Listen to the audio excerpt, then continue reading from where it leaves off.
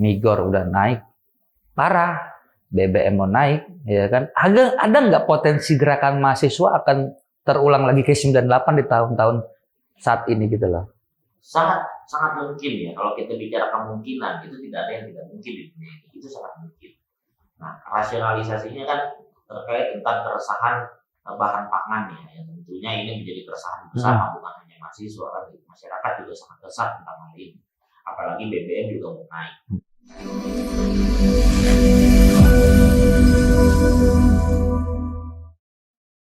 Gerakan ini apapun jenisnya lah ya, baik dia gerakan di jalanan, gerakan di media sosial, tapi yang penting tujuannya satu, ya kan? Tapi yang timbul pertanyaan ketika sudah menyampaikan sebuah aspirasi, kok gerakan itu langsung terhenti gitu loh? Kan timbul sebuah pertanyaan juga loh. Ini teman-teman ini apakah cuman aksi untuk menyampaikan tok udah selesai, ketika tuntutan belum dijalankan hanya diterima, kok nggak aksi lagi? Gimana itu kira-kira itu? Yang namanya tuntutan, ya kan, terus dia menyerahkan, diterima. Ini kan ada proses hukum, gitu. Sama seperti bayi. Apakah ada bayi baru brojol, hamil, gitu kan? Baru brojol, baru lahir, terus dia lari. Ada nggak? Nggak ada sih. Nah, begitu itu bayi ajaib kalau kayak begitu ya. Begitupun tuntutan, realisasinya butuh waktu, kan gitu. Yang jelas tuntutannya sudah diterima. Nah, tinggal bagaimana mengawal realisasi dari tuntutan dari teman-teman, gitu. Ini kan butuh waktu.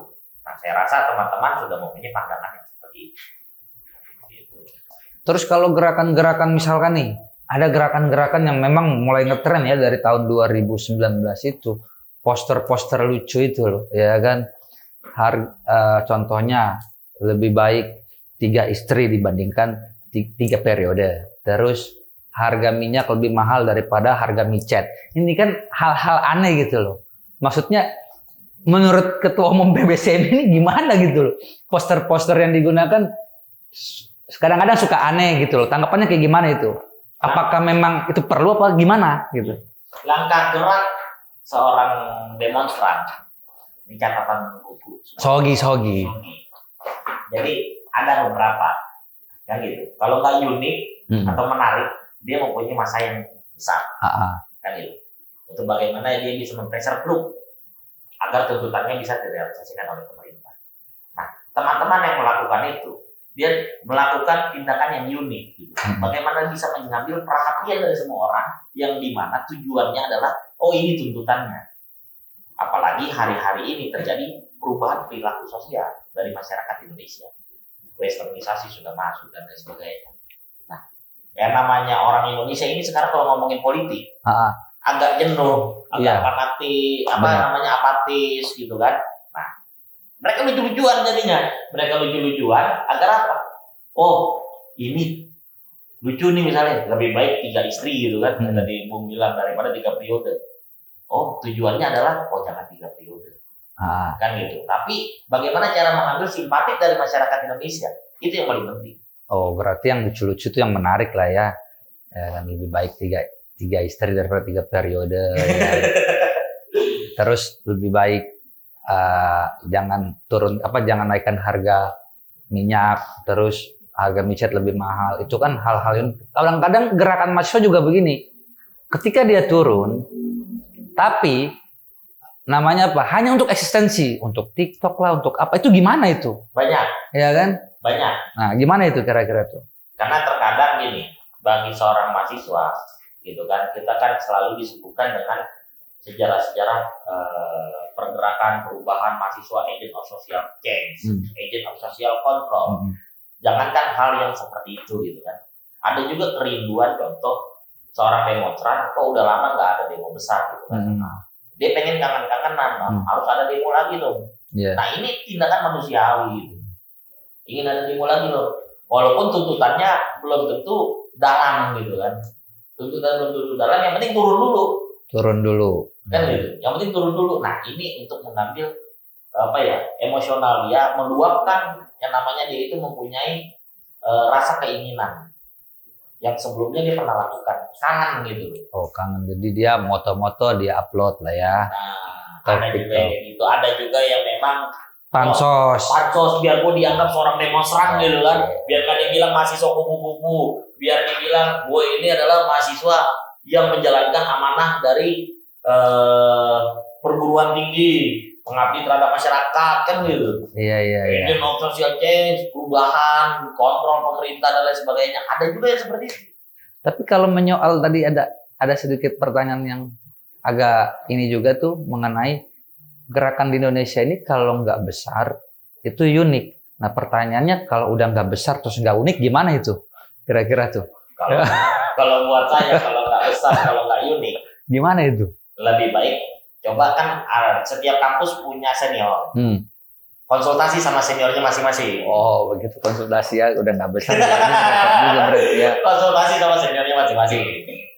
Kan begitu. Biar bagaimana terlihat ini aksinya, demonstrasinya bisa diterima. Karena terkadang kan kita boleh jujur gitu kan. Pemerintah ketika demonya cuma sedikit dan tidak unik, tidak diliput banyak media, tidak banyak masyarakat tahu, tidak menjadi pressure group, itu bias gitu loh. Tidak ditangkap secara utuh pesannya.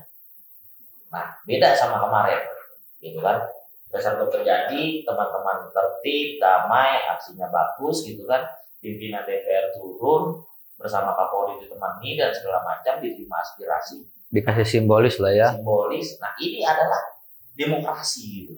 Ini adalah bentuk demokrasi. Demokrasi yang sesungguhnya seperti ini. Bukan demokrasi yang sedikit-sedikit bakar pos polisi. Itu anarkis, Bos. Itu radikal ya. Nah, itu nggak bisa. Nah, kalau persoalan masalah demo, terus ada rusuh, terus ada tindakan represif kepolisian, harusnya gimana idealnya kepolisian ini gitu? Nah, ngawal demo ini, ya begini, kan? Kepolisian ini idealnya contoh. Ini dari masa ke masa ya. Kalau misalnya ada demonstrasi dan lain sebagainya, diajak ngobrol korlapnya, diajak ngobrol orang-orangnya untuk persiapkan Kamtibmas. Bagaimana cara berkoordinasi di lapangan sehingga tidak lemah, tidak dimasuki oleh provokator-provokator yang ingin memprovokasi aksi. Nah, belakangan ini kita melihat kan ada yang dilakukan, ada juga yang tidak. Ini harus objektif gitu. Harusnya memang dari pihak Polri selaku pengemban amanah undang-undang yang menjaga Kamtibmas di Indonesia, yang menjaga demonstrasi, gitu. Dipanggil, diajak ngobrol bagaimana cara koordinasi di lapangan supaya tidak terprovokasi, tidak ada anarkis dan lain sebagainya. Terus tuntutan dari teman-teman semuanya bisa tersampaikan. Perlu nggak kira-kira dibuat simulasi aksi kayak begitu tuh, ya kan? Biar ini loh aksi yang baik ya kan? Perlu nggak kira-kira? Oh saya rasa sangat perlu. Gimana kira-kira itu kalau perlu tuh? Ya kan simulasi aksi ya kan? Kira-kira tuh gimana tuh? Kebetulan kemarin, kalau nggak salah beberapa waktu yang lalu ya, Kepolisian Negara Republik Indonesia itu sempat buat yang namanya orasi, lomba demonstrasi. Itu pernah dibuat gitu kan. Bagaimana cara menyampaikan aspirasi yang baik, terjadi koordinasi satu dengan lain antara teman-teman mahasiswa dengan pihak kepolisian yang mengamankan aksi. Itu pernah dilakukan. Kalau nggak salah finalnya itu di tubuh proklamasi. Nah itu adalah langkah yang baik yang seharusnya dilakukan di setiap Polda dan secara masif. Bahkan kalau perlu jangan ikut teman-teman semua. Jangan sampai hal-hal yang negatif itu dimasuki, diprovokasi teman-teman semua. Akhirnya terjadilah tindakan anarkis yang tidak diinginkan. Kalau tadi dibilang semua Polda itu harus serasi, sejalan, persoalannya kan banyak yang memang kalau bisa dibilang nih ya, antara daerah A dengan B atau C ini beda gitu loh. Bahkan tingkat agresifnya lebih banyak di luar gitu loh. Jadi jalannya program Kamtibmas ini belum berjalan dengan baik itu memang masih bisa kita lihat tuh gimana kira-kira itu. Karena kan nggak ada penyeragaman juga. Saya rasa teman-teman mahasiswa kan tersebar di seluruh Indonesia. Itu juga bisa membantu pemerintah, khususnya adalah kepolisian, memberitahu bila mana memang langkahnya Polda yang A dengan yang B tidak selaras dalam ibaratnya mengamankan aksi demonstrasi, gitu kan. Nah, kalau memang tidak selaras, ya laporkan aja ke Propam dan lain sebagainya kan bisa dilakukan, Kompolnas dan lain sebagainya, Komisi 3 DPR dan lain sebagainya. Itu kan bisa dilakukan gitu. Nah, tentu menjadi seorang pimpinan dari sebuah lembaga itu kan tidak mudah. Saya aja mimpin semi banyak yang nggak beraturan gitu. Nah, oleh karena itu banyak juga teman-teman yang memberitahu saya, membackup saya dari luar ataupun dari dalam, bahwa kalau yang ini nggak benar, kita yang tegur. Kalau memang nggak bisa ditegur, ya ganti. Oke, jadi langsung repot aja lah ya. Harus tegas. Kalau masalah gerakan-gerakan mahasiswa nih, ya tadi kan udah dibahas nih, ya kan. Walaupun tadi dibilang beda-beda pendapat lah, minimal kalau agar se-frame tuh gimana caranya gerakan-gerakan mahasiswa ini? Bisa satu frame gitu kan. Itu harus dari keresahan yang paling dalam. Contoh, kenapa dulu 98 mahasiswa itu bisa bergerak dengan satu frame yang sama.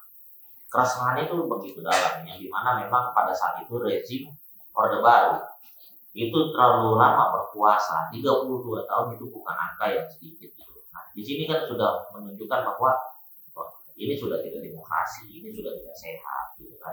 Masa pemimpin tidak ganti-ganti. Apakah ini bisa disebut kerajaan? Indonesia kan bukan sistem kerajaan, makanya namanya negara NKRI kan gitu. Negara Kesatuan Republik Indonesia. Artinya republik ini kan seperti apa? Ada sistem di dalamnya gitu. Nah, hal itu bisa dilakukan kalau mempunyai keresahan yang lebih dalam. Tapi hari ini kan tidak ada keresahan yang lebih dalam. Orang tadinya mungkin ya tentang pemilu, penundaan itu dan lain sebagainya, itu menjadi keresahan yang begitu dalam. Ternyata sudah dijawab juga sama presiden, bahwa presiden tidak mengindahkan hal-hal yang melawan konstitusi. Itu sederhana.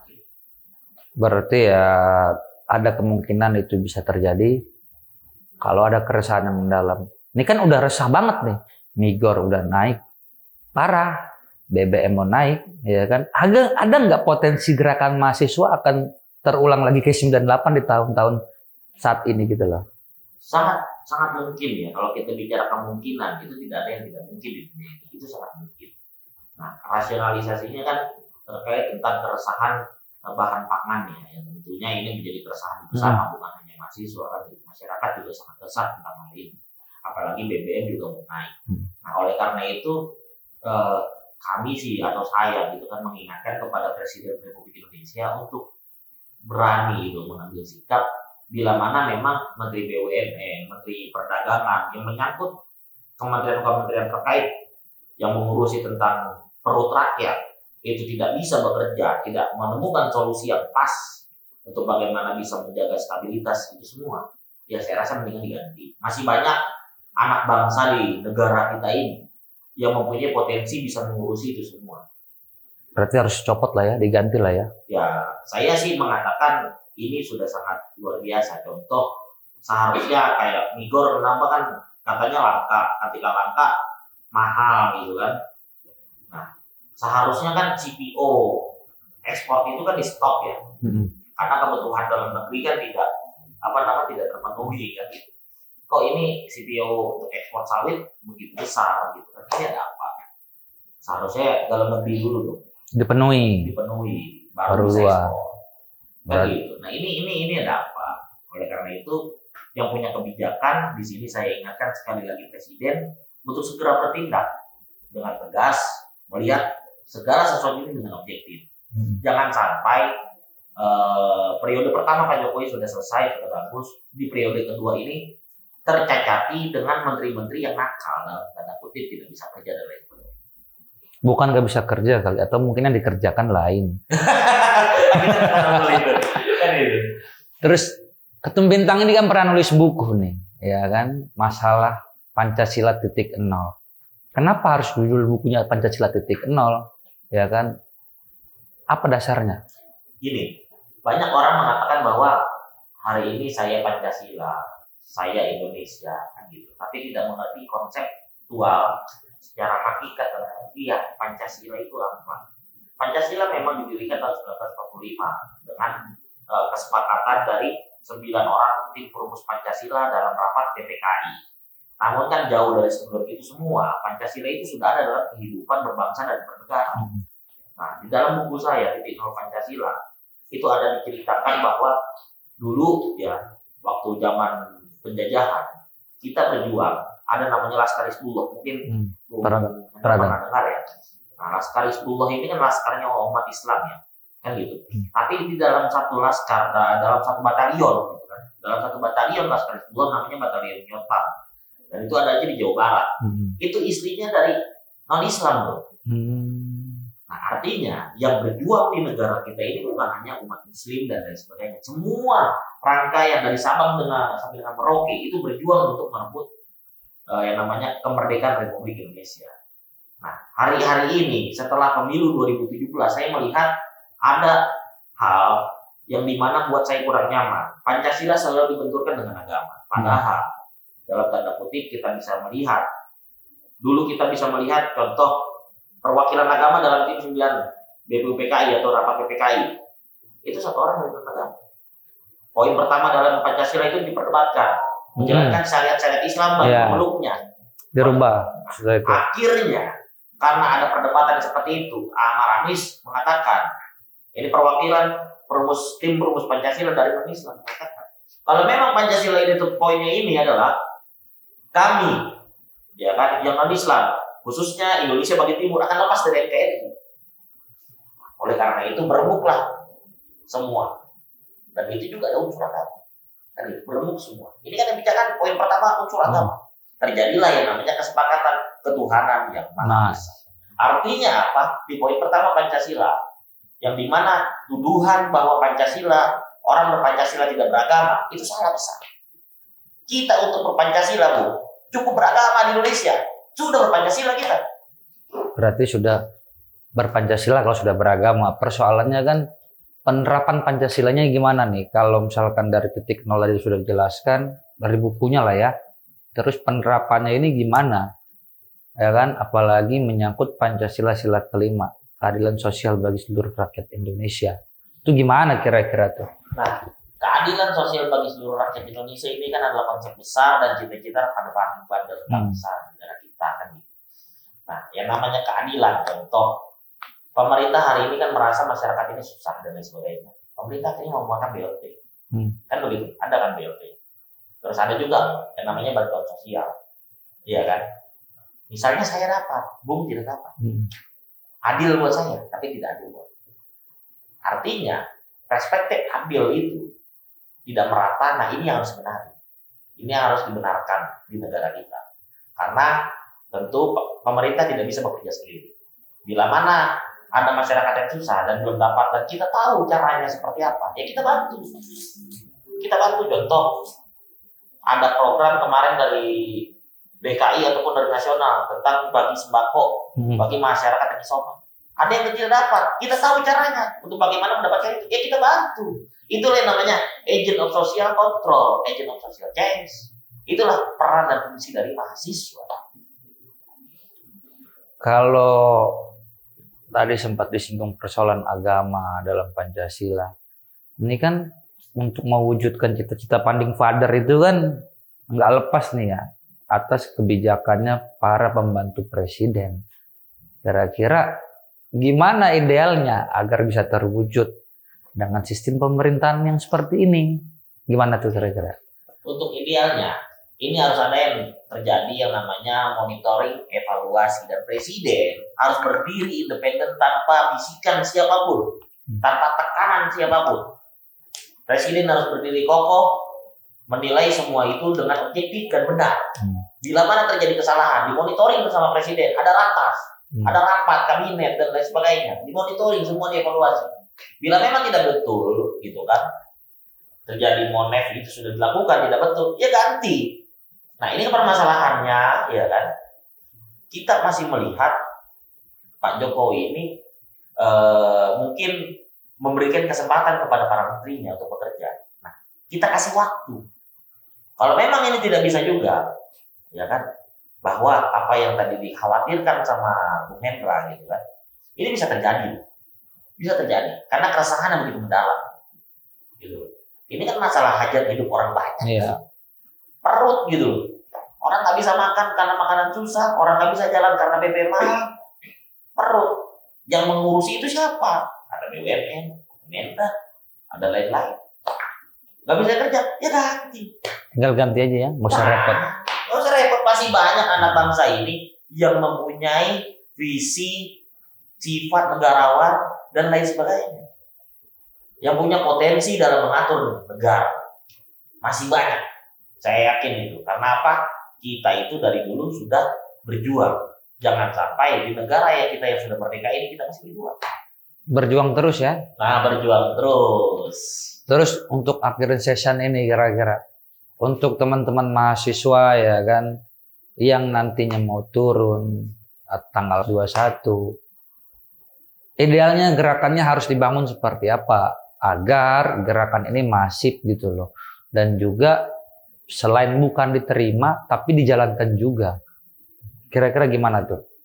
Ya kalau saya rasa gerakan ini kan tergantung dari teman-teman dalam memainkan sebuah peran.